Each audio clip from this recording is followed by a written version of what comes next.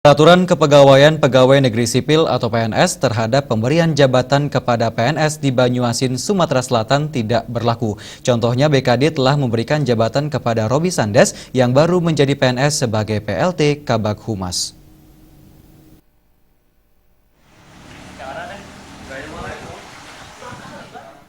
Jabatan PLT Kabag Humas Robi Sandes dipertanyakan. Pasalnya, Robi Sandes yang baru menjadi PNS secara peraturan kepegawaian tidak memenuhi persyaratan untuk memangku jabatan.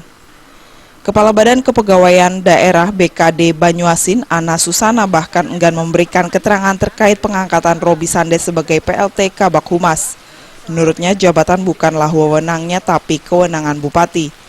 Kepala BKD bahkan mengecoh sejumlah wartawan yang telah menunggunya. Mobil dinas BKD yang diparkir di depan kantor sengaja dibawa supirnya sendiri. Namun, ulah Kepala BKD ini masih tertangkap wartawan. Kepala BKD yang secara diam-diam dan tergesa-gesa terlihat keluar dari kantornya melalui pintu belakang dan masih berhasil dicegat wartawan untuk dimintai konfirmasinya. Lama jabatan Robi Sandes sebagai PLT Kabag Humas belum bisa diprediksi. Kepala Badan Kepegawaian Daerah BKD mengatakan jabatan PLT tidak bisa ditentukan lamanya dan akan berhenti bila ada yang menjabat jabatan tersebut secara definitif. PLT selamanya itu boleh nggak, Bu? Oh enggak, gini-gini, itu kan ada memang sudah diatur, tapi kan tadi udah dijelaskan sama Pak Yudi kan? Iya, Bu.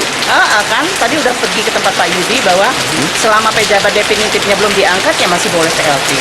Berapa tahun, Bu, masalah itu? Nggak ada tahunnya selama pejabat definitif yang belum diangkat, sampai pejabat definitif diangkat, ya.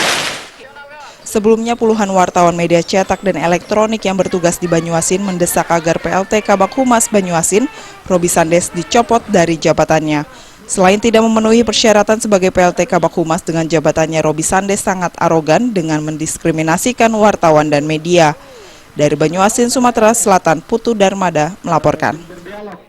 Polisi amankan pasir timah ilegal. Simak liputannya sesaat lagi.